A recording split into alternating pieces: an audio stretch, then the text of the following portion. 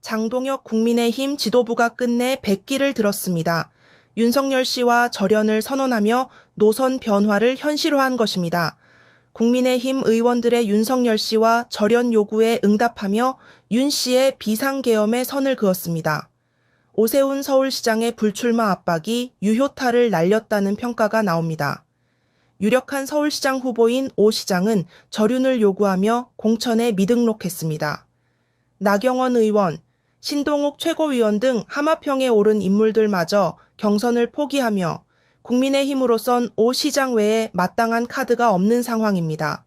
이 가운데 오 시장이 절윤을 요구하며 공천을 신청하지 않자 당내 위기감이 확산된 것입니다. 이에 목소리를 잘 내지 않던 당 중진 의원들도 절윤에 힘을 실었는데요. 최근 당 지지율 하락세도 영향을 미친 것으로 보입니다. 뉴스토마토 이효진입니다.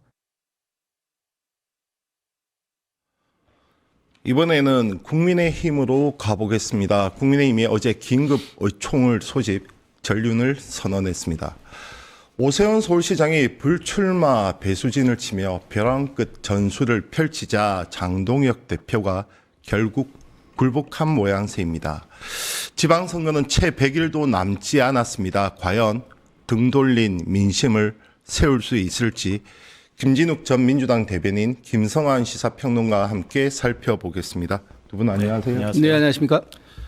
어제 국민의힘이 의총을 소집했고 끝내 윤 어게인과의 작별이라고 해야 되나요? 선언을 했어요. 그 전날 이제 갖가지 문제, 특히 서울시장 선거, 그렇죠.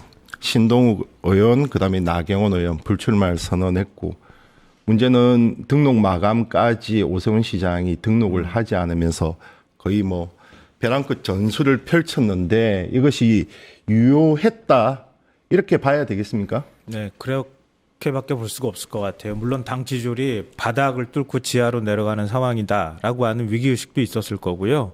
무엇보다도 서울하고 충남의 선거 구도가 지금 현직에 나가지 않으면 안 만들어지는 구도였단 말이에요. 네네. 근데 김태흠 지사하고 오세훈 시장이 나 등록 안 하겠다 이렇게 얘기를 해버리니까, 저 어제 얘기를 들어보니까 오세훈 시장 그거 뜯어말리느라고 굉장히 옆에서 고생을 했다 이런 얘기가 있더라고요. 나 출마 안 하겠다, 나 그냥 포기하겠다 이렇게 얘기를 했다고 하는데, 옆에서 돕던 의원들이 그렇게 하면 안 된다, 일단 출마는 해야 된다, 이렇게 얘기를 할 정도로 분위기가 좀 험악했던 것 같아요. 그 얘기가 이제 의원들 사이에서 얘기가 퍼졌고, 장동현 대표도 그걸 아는 상황이었기 때문에 본인은 이걸 묵인했다고 보기도 참 애매모호한 태도를 취하면서 이렇게 할 수밖에 없었을 거다. 만약에 오세훈 시장 출마 안 하면은 서울엔 사실상 출마할 사람이 없거든요. 근데 그거는 곧 장동혁의 실패이기도 하거든요. 왜냐하면 서울하고 부산 정도에서는 의미 있는 성과를 거둬야 된다고 자기가 얘기를 했기 때문에 불가피한 선택이었을 거라고 봅니다. 그런데 애초 장동혁 지도부는 오세훈 시장을 배제하지 않았습니까? 그러면서 오히려 안철수 의원한테 구애를 했고, 그리고 경기도 같은 경우는 다시 유승민 의원에게 구애하는 모양새인데 둘 다 출마 의지는 전혀 없는 것이 확인이 됐었고, 그러다 보니 이제 막판에 이제 코너에 몰린 것 같아, 이렇게 봐야 되는 거죠. 당연히 그렇게 볼 수밖에 없고, 어쨌든 등을 떠밀렸던 그 태세를 전환해서 지금의 이 위기 상황을 좀 극복하려고 했던 어떤 방식이었든지 간에 그게 필요한 상황이었다라는 부분에 이제 국민의힘의 의원들이 동의가 있었다라고 하는 건데, 문제는 이제 어제 절윤 선언이 여기가 이제 끝이 아니라는 거죠. 이제부터 시작이에요. 이제 앞으로 국민의힘이 어떤 모습을 보여주는가 하는 그렇죠. 부분을 이제 우리는 지켜볼 것이고, 선언과 실천은 완전히 다른 얘기죠. 선언은 네. 입으로 하는 것이지만 실천은 몸으로 하는 건데, 근데 그 선언마저 어려웠습니다. 그 선언이 어려웠다라고 한다라는 것이 아직까지도 국민의힘이 제정신을 못 차렸다라고 하는 걸 의미하는 거니까, 금 빼고. 일단 어제 그 선언이 나오자마자 가장 먼저 반응한 사람이 있지 않습니까? 전한길 씨. 지금 장동혁 대표 만나자 지금 106명 국민의힘의 의원들이 결혼을 한다고 한다면 장동영 당신도 난 버릴 거야 라고 얘기하고 있어요. 네, 그렇다면 지금 장동영 대표가 이제 오늘부터 어떠한 메시지를 낼 것인가. 어제 아무 말도 안 했다 그래요. 네, 네. 우리 총장에서도 그렇고 그거를 그 선언문을 발표하고 난 이후에 뭐 기자들이 따라 붙어가지고 물어봤을 거 아닙니까? 이거에 대해서 어떻게 생각하냐고 한마디도 안 했어요. 그런데 언제까지 한마디도 안 하고 지나갈 수 있습니까? 이제부터는 장동혁 대표가 본인의 의지를 표현해 줘야 되는 것이고 그 의지에 분명하게 인사 문제 그리고 당의 징계 문제 이런 것들이 명확하게 구체적으로 들어 있어야 어제의 이 선언문이 어느 정도의 실효적 담보를 받을 수 있다. 그동안 장동혁 대표 말 바쁜 게 뭐 한두 번입니까? 이제 아직까지도 국민들 입장에서는 못 믿겠다. 하는지 어떻게 하는지 지켜보자 이런 분위기인 것 같아요. 근데 저는 뭐 불가피한 선택이었다고 보고요. 또 네네. 이렇게 장동현 대표가 계속 이런 방향으로 올 때 민심이 따라주지 않으면 저 못 버틸 거다 이렇게 생각했거든요. 네네네. 그러니까 장동현 대표는 자기는 짠물들하고만 움직이면은 당 대표 그대로 유지할 거라고 생각하지만 정치가 어디 그렇습니까? 국민들의 선택 안 하면 그냥 사라지는 거니까. 근데 어제 그렇게 결단을 했다고 하는 것도 저는 일단 늦었지만 이렇게라도 움직이는 건 한편으로 보면 다행이다. 이것조차 안 했으면 어떡할 뻔했어요. 근데 그렇게 할 것 같았으면은 최소한 장동현 대표가 본인이 과거에 어떤 말들을 해왔는지 이걸 주워 담는 과정들이 있어야 되는데 네네. 그렇죠. 그냥 이름만 올리고 말아버린 거예요. 그리고 어제 결의문에 불가피했을 수도 있겠지만 윤석열 복귀를 주장하는 일체의 주장에 반대한다 이렇게 얘기를 했거든요. 네네. 그 세력이 하고 절연한다고 얘기를 해야죠. 그 주장에 반대한다고 하면 안 되는 거고. 그러면은 고성국 뭐 전한길 이런 사람들하고 우리 당은 이제 완전히 끝났다 이렇게 선언을 해버려야 되거든요. 근데 그거 못 하는 거예요. 그리고 어제 한동훈 전 대표나 이런 사람들 징계했던 거 그거 다 그냥 취소하자 이렇게 요구를 했다고 하는데 거기까지는 나가지 말자 이렇게 얘기를 했다 그래요. 근데 과연 거기까지 나갈 수 있느냐, 행동으로 보여줄 수 있느냐 이게 문제라고 보여요. 근데 장동혁 대표가 거기까지 과연 나갈 수 있을까? 그건 이제 최고위 차원에서 결정해야 되거든요. 네네. 장 대표 입김이 굉장히 중요하기 때문에 과연 그럴 수 있을지 잘 모르겠어요. 일단 행동으로 보여줘야 되는데 그 단계로 나가기가 굉장히 쉽지는 않을 것 같아요. 일단 어제 결의문은 송원석 원내대표가 읽었습니다. 그 결의문 핵심만 잠시 보고 오겠습니다.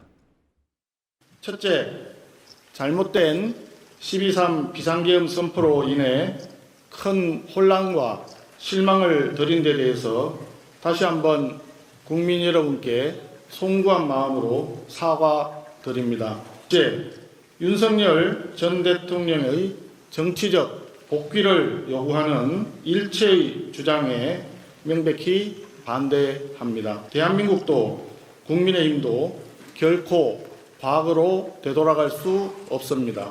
우리 국민의힘은 다시 태어난다는 자세로 국민과 함께 결연히 미래로 전진해 나갈 것입니다. 계엄을 둘러싼 우리 당의 명확한 입장 표명 그리고 절윤을 실천으로 옮기지 않는 그런 당 지도부의 노선 때문에 많은 국민들이 우리 당의 진로에 대해서 걱정하시고 그리고 지지를 철회하는 이런 일들이 생겨서 참으로 안타까웠습니다. 그런 마음을 담아서 이번에 마지막으로 공천 신청 전에 당의 입장이 정리될 것을 간절하게 바랬고 그 바람이 오늘 의원총회의 결의문 채택으로 이어져서 참으로 감사하고 다행스러운 일입니다. 이제 비로소 저희 당 입장에서는 선거를 치를 수 있는 최소한의 발판이 마련된 셈입니다. 드디어 이제 변화가 시작됐습니다. 자, 모양새는 이렇습니다. 어쨌든 6.3 지방선거가 지금 100일 안쪽으로 들어왔고 오세훈 시장이 벼랑 끝 전술을 펼쳤고 여기에 굴복했고 다시 오세훈 시장이 환영 의사를 밝히는 이 모양새인데 두 분께 이렇게 한번 질문을 던져볼게요. 당내에 장동혁 스스로의 존립 기반이 있는 것은 아니지 않습니까? 가령 친윤 세력 또는 부정선거 옹호 세력 등등 이러한 극우적인 시선들이 이제 장동혁 대표의 존립 기반인데 방금 좀 전에 말씀하셨던 것처럼 전한길, 고성국 등이 반발을 했을 때 장동혁 체제는 이대로 갈 수 있을 것이냐 아니면 장동혁 대표가 또다시 말을 바꿔야 되느냐 자신의 존립을 위해서 그게 첫 번째 질문이고 두 번째가 과연 이렇게 한다고 해서 서울, 인천, 경기 특히 경기는 지금 엄청난 구인난입니다. 서울, 인천, 경기 민심을 되돌릴 수 있느냐 이 두 가지 질문이 본질적인 것 같은데 이 부분을 짚고 조국 혁신당으로 좀 넘어가 보겠습니다. 전 둘 다 어려울 것 같아요. 네. 둘 다 어렵다. 일단 장동혁 대표가 작년 8월 달에 전당대회에서 극적으로 그 당대표가 된 데에는 이 지금 세력들, 소위 윤호개인 세력, 또 부정선거 음모론을 주장하는 세력, 이 사람들이 적극적으로 밀어줬기 때문에 됐다라고 보는 것인데, 일단 이분들이 장동혁 대표가 뭐 이제 앞으로 구체적인 행동에 임했을 때, 그때도 계속해서 지지를 보낼 것이냐, 저는 뭐 그렇지 않다고 본다면, 사실상 장동혁 대표 체제는 사실 어제로 끝이 난 거 아니냐라고 해석해도 무리가 아닐 것 같고요. 네네. 두 번째, 민심을 되돌릴 수 있을 것이냐. 사실 민심을 되돌리기엔 시간이 너무 부족하다. 네. 그리고 국민의힘의 진정성도 느껴지지 않는다. 그런 상태에서 과연 돌릴 수 있을까?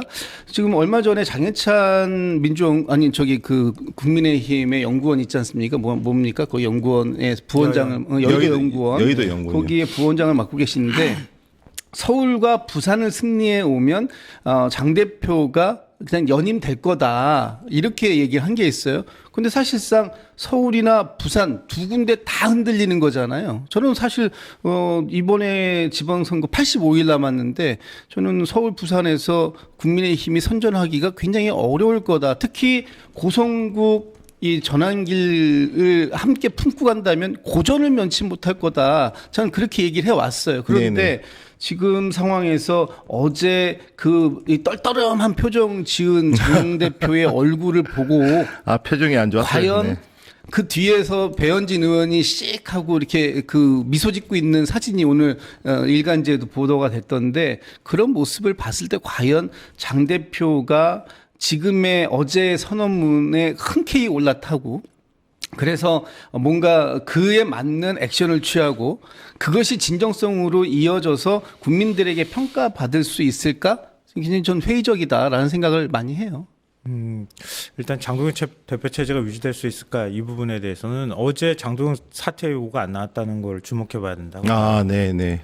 그러니까 못하는 거예요. 지금 장동혁 바꿔가지고 뭘 어떻게 하겠다는 거예요. 바로 코앞이 선거인데. 잘 하는 거 있잖아요. 비대위.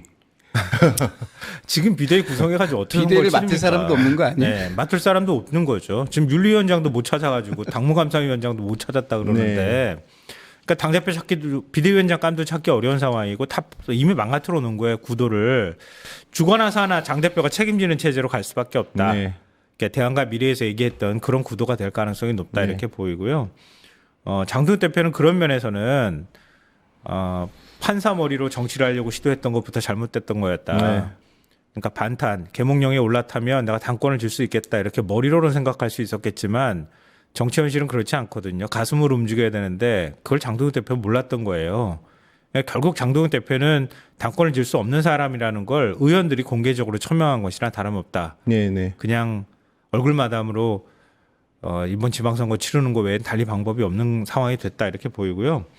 둘째로는 서울 경기 민심이 얼마나 달라질 수 있을까 이 특히 부분인데요. 경기도는 구인난이 심합니다. 일단 보수 진영에서 한번 되돌아볼 수 있는, 다시 돌아볼 수 있는, 미워도 다시 한번 할 수 있는 명분은 만들어졌다고 봐요. 네네. 그러니까 이거는 상대적인 부분인데요. 민주당이 앞으로 어떻게 선거 관리를 해야 되는가가 더 중요해졌다는 거죠. 네네. 그러니까 보수 진영에서 그동안에 뭐 얼마나 숱한 일들이 많았습니까? 그런데도 득표율은 꼬박꼬박 40% 이상 나와요. 아무리 안 무너져도 그 선은 지켰단 말이에요. 탄핵 이후 대선도 그랬습니다. 네, 맞습니다. 그때 많은 분들이 아마 놀라셨을 거예요. 물론 이재명 대통령에 대한 악마도 작동한 측면이 있지만 그래도 한국에는 최소한 득표를 한다 그러면 보수층이 40% 이상 될 거고요. 서울 지역의 경우에는 오히려 PK보다 여론이 더 보수화됐다고 얘기할 정도로 네, 여론조사 네. 결과가 나온단 네. 말이에요. 그러니까 서울 지역의 투표를 지금 당장 한다 하더라도 박빙승부에서 조금 민주당이 우세하는 정도일 수밖에 없을 거다. 이건 또 다른 보수 진영에 용기를 줄 수 있는 결과일 수도 있는 거거든요. 그러니까 민주당이 보다 정신 바짝 차려야 될 이유가 하나 생겼다 이렇게 봅니다. 뭐 경기 지역 같은 경우에는 경기는 좀 안 될 것 같아요. 제가 볼 때. 경기는 진짜 이게 나올 서울하고 사람이 인천 없어요. 경기가 또 틀려졌지 않습니까? 네. 서울은 보사됐다면 인천 경기는 상당히 민주당의 텃밭화된 네. 게 사실이죠. 그렇기도 하고 현직 단체장이 민주당이기도 하고 그렇기 때문에 네. 뭐 도전할 만한 사람을 찾겠다고 얘기하는데 심지어 안철수 의원한테 서울시장 나오라고 그렇게 많이 꼬셨던 모양인데요. 안철수 의원이 동아 마라톤 끝나고 난 다음에 결정하겠다 그랬다는 것 같더라고요. 그러니까 그런 결기 가지고 의원들이 안 나오는데 어떻게 선거가 되겠어요. 다음 조국 혁신당 짧게 보고 넘어가겠습니다. 일단 조국 대표 발언 잠시 영상으로 보고 이어가겠습니다. 국민의힘의 당선 가능성이 없는 호남에서는 경쟁하고 그 외 지역은 단단한 연대로 내란 극우 세력을 몰아내자고 강조했습니다. 어제 민주당 정청래 당대표께서 승리하는 연대를 강조했습니다. 전적으로 동의하고 환영합니다. 그런데 최근 민주당의 송영길 전 당대표께서 느닷없이 저와 조국혁신당을 향해 호남에서 이삭 줍기 말고 영남으로 가라라고 말씀하셨습니다. 이에 묻고야 합니다. 조국혁신당의 호남 출마자들이 어떻게 이삭입니까? 모욕과 폄훼를 멈추십시오. 연대의 전제는 상대에 대한 존중입니다. 저열한 공격이 또 벌어진다면 연대도 어려울 것입니다. 핵심은 이렇습니다. 호남에서는 경쟁하자. 그 외 지역에서는 단단하게 연대해서 국민의힘을 몰아내자 이거였고 연대하기 위해서는 존중을 해라. 상대에 대한 존중이 없다. 특히 송영길 전 대표를 콕 집었어요. 어떻게 봐야 됩니까? 글쎄요, 뭐 저는 뭐 저런 그 반응들이 나올 수도 있다고 생각하지만 기본적으로 지금 조국 대표께서 하신 반응은 지금 상대적 열세를 인정하시는 게 아닌가라는 생각이 들어요. 어쨌든 경쟁 체제에 들어섰다면 어느 정도의 그 상대를 공격하는 발언들은 나올 수밖에 없는 상황이다. 특히 송영길 전 대표 같은 경우에는 본인도 이번 또 재보궐에 참여해야 하는 입장이고 본인의 세를 또 규합해야 하는 여러 가지 지지를 얻기 위한 그런 발언들의 활동이에요. 그런데 그것이 민주당 전체의 공식화된 발언은 아니잖아요. 그런 발언에까지 일일이 대꾸를 하신다라고 한다면 그만큼 지금 조국 혁신당이 처해진 상황이 녹록치 않다라는 걸 표현한 것으로 우리가 읽을 수밖에 없는 상황이다. 그렇다면은 조금 더 여유를 좀 가지시는 모습이 필요하지 않았을까라는 생각이 들고 지금 상황에서 민주당과 조국혁신당이 경쟁은 기본적으로 가야 되는 거예요. 다만 이 경쟁을 연대로 어느 단위까지 끌어올릴 것인가, 네네. 후보 단일화 정도에서 끝낼 것인가, 아니면 당대당의 어떤 선거 연대까지 갈 것인가 하는 부분에 대해서 아직 논의가 진행도 안 됐는데 너무 이 부분에 대해서 민감하게 보고 계시는 게 아닌가. 그렇다면은 앞으로 이 논의가 진행될수록 조국 혁신당이 이 입지가 넓어지는 게 아니라 오히려 좀 좁아질 가능성 전 있다 이렇게 판단합니다. 근데 저는 조금 다른 각도에서 네네네. 보고 싶은데요. 환영합니다. 각을 세울 필요가 있었다. 네. 이렇게 누구와의 각입니까? 민주당하고 각을 세워야죠. 네. 자당 후보가 막 나가는데 언젠가 민주당하고 합당될 당이라고 하는 인식, 그리고 민주당한테도 결국 또 버려질 수밖에 없을 거라고 하는 인식. 이것도 양쪽 다 조국 혁신당에서는 받기 어려운 거란 말이에요. 근데 밑에 있는 후보들이나 당내에서는 굉장히 부글부글하고 있을 것 같아요. 선거를 당장 치러야 되는데 이제 좀 있으면 합당할 당이 돼버린 거잖아요. 합당할 후보가 돼버리면 그럼 뭐하러 조국 혁신당을 찍어요? 그냥 민주당 찍고 말지. 네네. 그러니까 조국 혁신당을 찍어야 될 이유가 사라져 버리는 거죠. 그러니까 어떻게 해서든 각을 좀 세워야 할 필요가 있었을 거고 나중에 가서 또 이번에 한번 경험해 봤지만 합당이 안 된다고 하는 것까지도 조국 혁신당은 생각할 수밖에 없다는 거죠. 그러니까 혁신당 입장에서는 민주당하고 어떤 방식으로든 경쟁하는 독자적인 정당으로서의 면모를 보여줄 필요가 있었을 거라고 봐요. 이건 조국 대표의 생각도 생각이지만 아래로부터 엄청난 요구가 올라왔을 거라고 봅니다. 그러니까 조국 대표가 나서서 뭔가 이거 상황을 자꾸 정리하면서 우리는 어떻게 해서든 후보를 당선시켜야 되겠다고 하는 절박감, 의지를 보여줘야 한다는 그런 요구에 부응하기 위한 전략적인 선택에 가깝다고 봅니다. 그러려면 진용이 필요한데 이번 지방선거에 임하는 진용이 필요한데 조국 대표 같은 경우는 국회의원 재보궐에 나갈 것이 확실시되고 그렇게 되면 단체장들이 다 비지 않습니까? 좀 중량감 있는 인사가 없고 아마 출마자들이 몰린다는 것도 대부분의 호남을 놓고 말씀하시는 것 같은데 그 외에 광역 단체장이 비게 되면 이 진용 자체가 꾸려지지 않는 것 아닙니까? 꾸리기가 굉장히 어렵죠. 지금 조국혁신당에서 광역단체장은 세종시장 정도만 언급이 나오고 있고 그 외에 16개, 먼저 통합이 되는 광주 전남을 통합한다고 쳐도 15개 지역에서 후보군이 없어요. 그리고 기초단체장도 호남의 일부 몇 개 지역을 제외하고는 지금 언급되는 게 없습니다. 서울 같은 경우에는 3인 선거구 정도에서 기초의원 정도를 노리는 이런 정도밖에 안 되는 게 지금 조국혁신당의 현실이잖아요. 그 부분을 무시하고 얘기를 하면 안 돼요. 진영을 꾸린다라는 건 조국혁신당의 근본적인 한계가 조국 대표를 중심으로 모여 있기 때문에 조국 대표가 이번에 재보궐선거에서 배지를 달고 다시 들어오지 않으면 조국혁신당의 미래가 상당히 어두워질 거다라는 생각이 너무나 강할 수밖에 없는 상황이고 그건 이미 다 알고 있는 거예요. 그 상황 속에서 우리 민주당하고 1대1로 균형을 맞춰가지고 경쟁을 해보자라고 지금 생각하고 있지는 않을 거다 저는 이렇게 보고 그 경쟁에서 가장 그러니까 24년도의 총선에서 지민비조와 같은 그런 역할을 어떤 걸 통해서 레버리지를 획득해낼 수 있을까에 대해서 고민해야 하는 순간이 지금이 아닐까라는 생각이지 지금 뭐 1대1로 민주당하고 전면전으로 붙어가지고 뭘 해보겠다 이건 아닐 거다. 그리고 지금 조국 대표께서 아직 그 재보궐 출마 지역을 선택하지 못하셨잖아요. 네네네. 그것도 상당히 저는 의미가 있다고 봐요. 그러니까 지금 뭐 경기 평택 또는 뭐 군산 또는 지금 부산 이렇게 얘기가 나오는데 부산 가실 가능성 거의 없다라는 거 아닙니까? 그러면 지금 2개 경기 평택이나 아니면은 군산 같은 경우는 2개 선택한다고 지금 했을 때 과연 그건 또 쉽겠냐? 그럼 민주당 후보 안 내냐?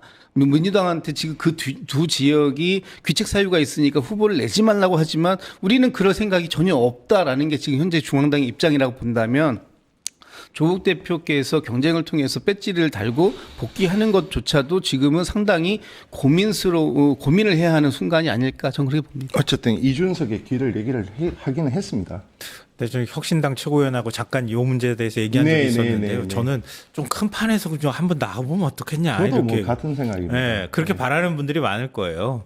그러니까 재보궐선거 뭐 한 지역에 머물러 버리면 다른 후보들이 주목을 못 받는데 결국 혁신당은 조국 대표가 움직여야 주목을 받는 정당이니까 좀 더 조국 대표는 큰 판에서 뛰어들어서 당의 다른 후보를 당선을 견인시키는 역할을 해야 된다. 뭐 이렇게 얘기를 했는데 결국 한동훈 전 대표랑 비슷한 처지인 것 같아요. 제가 볼 때.